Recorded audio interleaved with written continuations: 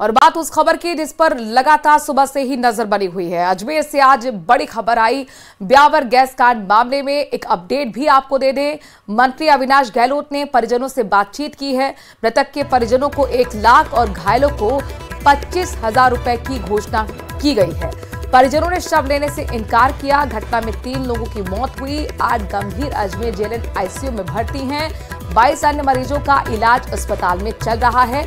तो बड़ा अपडेट आपको दे रहे हैं। मंत्री अविनाश गहलोत खुद परिजनों से मुलाकात करने के लिए पहुंचे थे, बातचीत करने के लिए पहुंचे थे। पीड़ित परिजन जिनको ढांढस बनाया और साथ ही मुआवजे का ऐलान भी सरकार की तरफ से किया गया है।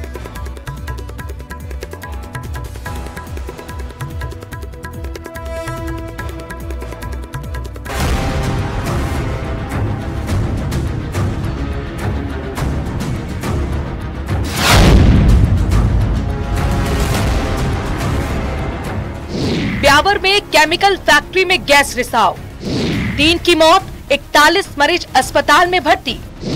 फैक्ट्री सीज, जांच में जुटी पुलिस।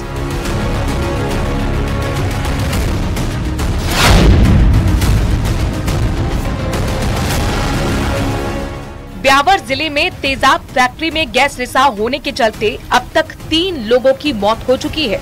मृतकों में फैक्ट्री मालिक सुनील सिंगल भी शामिल है। इसके अलावा 2 मृतकों की पहचान सुनील सोलंकी और दयाराम के रूप में हुई है। तीनों की मौत अजमेर के जेएलएन अस्पताल में इलाज के दौरान हुई। इसके अलावा 2 लोगों की हालत गंभीर बनी हुई है। वहीं इस बीच मृतकों के परिवार वालों ने साफ कर दिया है कि जब तक मुआवजा और पीड़ित परिवार को सरकारी नौकरी नहीं मिलेगी, शव को नहीं लिया जाएगा।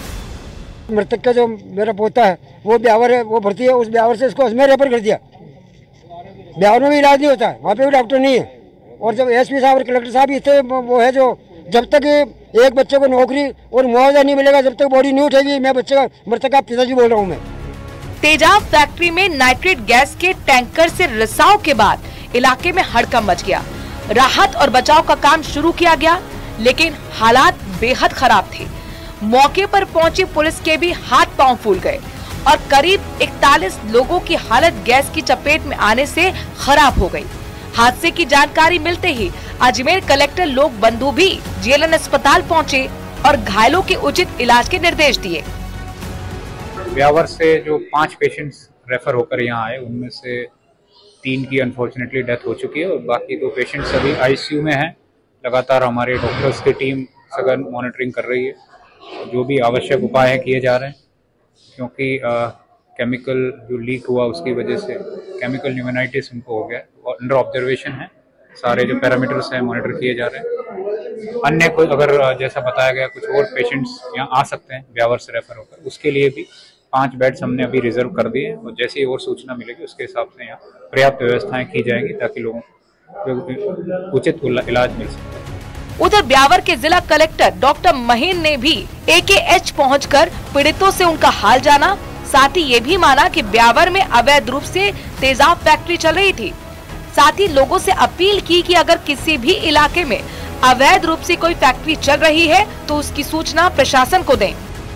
फैक्ट्री इलीगल थी। हमें रात को सूचना मिली थी 8 साढ़े 8 के करीब। पूरा प्रशासन और पुलिस को वहाँ भेज दिया गया था। तो ये पता चला कि नाइट्रिक एसिड जो है वो टैंकर था। वो टैंकर में से 2/3 टैंकर तो खाली कर चुके थे वो लोग। 1/3 में उसका किसी ने उसका गेट खोल दिया तो उससे वो लीकेज हो गया।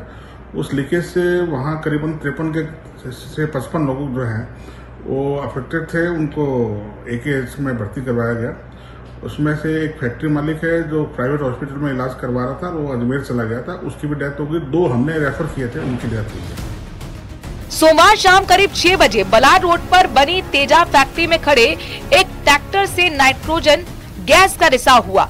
बताया जा रहा है कि टैंकर में 27 टन नाइट्रोजन गैस थी, जिसमें से 8 टन को खाली किया जा चुका था और 60 टन गैस को खाली करना था।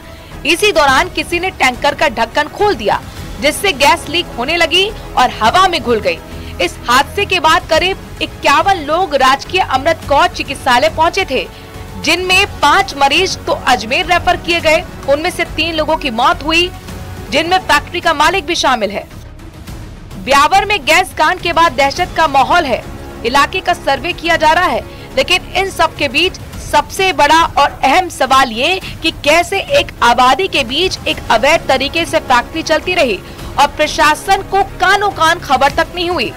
अजमेर से न्यूज़ 18 राजस्थान के लिए अशोक सिंह भाटी की रिपोर्ट।